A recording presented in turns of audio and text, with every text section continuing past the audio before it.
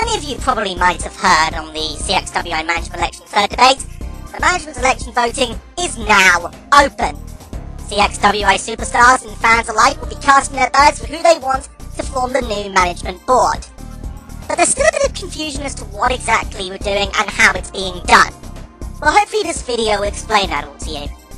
As you all know, we are using STV in this election, single transferable votes. But what exactly is STV? Well, it's a system that uses proportional representation, which is particularly good with a lot of people that campaign for it, such as UKIP and the Green Party. It uses a ranking system to elect multiple candidates. How do you win a CXWI management election? Well, first of all we need to remember that we need to have 8 candidates in management, each of them fulfilling the respective roles that you see on your screen now. Now, of course, there are certain people that are campaigning for certain positions, but it might end up being the case that none of the candidates going for a certain position will get in. We might have none of the COOs, or none of the people campaigning for EVP, or none of the people campaigning for the rep for the women's division. It's completely flexible and completely in your hands as to who gets in. To become an elected candidate for management in STV, you need to exceed the quota. Now, there's 2 ways of calculating the quota, and they're both very different. The Hare method and the Droop method. Hare is a lot simpler. You take the number of votes, and you divide it by the number of seats. Seems simple enough, and we have 8. However, not a lot of places that use STV use this method. They use the Droop method, which is a bit more complex. You take the number of votes, divide it by the number of seats, plus 1, plus 1. Now, even though Droop might be a bit more complex, we are going to be using the Droop method in the CXWI management election. Why? Because it favours the majority of the voters in terms of who they cast their ballot for. There really isn't a lot of time to explain it. There's a video in the description of this video that will hopefully explain why Droop is more suited to the majority of voters. If you exceed the quota, simple, you get in. Now on to the next question. How does the voting work?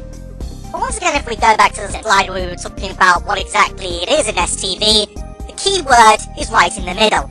You use a ranking system. So rather than just putting an X, you rank the candidates. Now, of course, we have 24 candidates in the CXWI management election. You could, in theory, rank all 24, but this is going to take up a lot of time, and it's very rare that you'll get someone who will rank all the candidates. STV allows you to scale it down to whatever sum of people you want. You could just rank your top 20, your top 16, your top 12, your top 10, your top 8. You can scale it down to whichever number you want. You don't necessarily need to vote for all 24 candidates. Heck, if you want to be a complete jerk, then you can just vote for your favourite candidate and nobody else. Though it's very rare that anyone in STV, even in regular elections in countries that use STV, such as Ireland or Malta, really do that. If you're given the option in an election to vote for multiple candidates, it's more than likely that you will. Now let me correct this mistake that we've already seen. You do not vote for who will get what position. That will be decided when the new management board is formed. You rank them. And you don't need to necessarily rank them according to which position they want to take. You rank them according to your own preference. So, who are the people you like? Who are the people you're okay with? Etc, etc. And then the people you don't like, you don't need to rank. So let's say, for sake of example, that you're going to rank your top 10. And you might look at the COO candidates, which are now listed, and you might say to yourself, you know what, I don't like any of them. That's fine. You don't need to rank any of them. You can just rank the other candidates going for different positions and possibly force one of them to become COO. Who knows? Or you might say, I like all of the COO candidates. Fine. You can rank all of the COO candidates in your voting. It's completely flexible and up to the voter. And it's one of the things that makes STV, particularly here in the CXWI Management Election, a much superior system. How do the results work? This might get a bit complex, but bear with me on it. So let's say we just have a generic ranking table and we have candidates A, B, C, D and E. And let's say, but in this one you need 3 candidates. The first thing we need to determine is the quota. So let's say 500 people voted. 500 divided by 3 plus 1 plus 1. Remember, we're using the Droop method, so that gives us a quota of 126 votes. The first round of votes come in, and it looks like this. Now the first thing we can see is that candidate C in the yellow has clearly exceeded the quota, and he becomes the first representative. Now the first thing to do in STV is not to eliminate the lowest, we'll do that later. We scale down the winner to their quota, which is 28, and we redistribute them to their second preferences. Now the yellow candidates are split 19 to 9 on who their second preference is. So they go like this. 9 of them joining red, 19 of them joining green. We can now see that red, thanks to those second preference votes, has passed the quota himself. Only marginally though, but he manages to become representative regardless. We scale back down that. Now at this point we have second preferences and third preferences to consider, but they're going towards green. A lot of the voters like that stick together, so that once again brings green up. Now that we've had no one exceeding the quota, we eliminate the biggest loser, in this case purple. Now, once again, we redistribute their votes. They're split 50 to 25.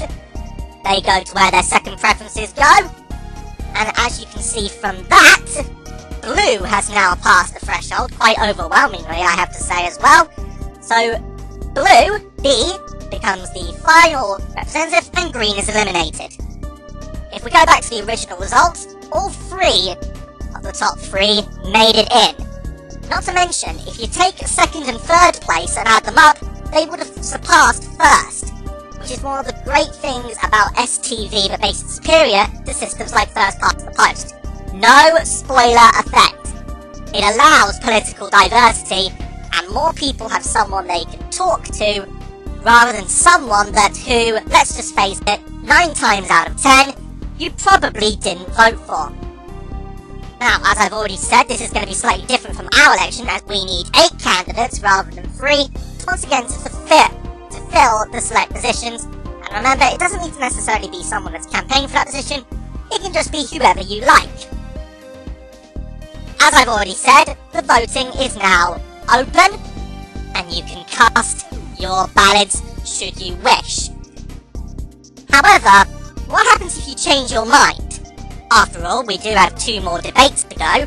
The COO's debate between the 5 people that are actually trying to become COO, and the fans' choice debate, in which the participants in that will be decided by you. Well, don't worry if you do change your mind, and your vote will be changed accordingly. Once again, CXWI fans, as you now all know, the voting is open. The superstars and the fans cast their ballots for the future of CXWI management. Remember, every single vote will count, so if you have registered to vote in this election, do so. Your vote could be the difference between someone being eliminated or someone becoming elected.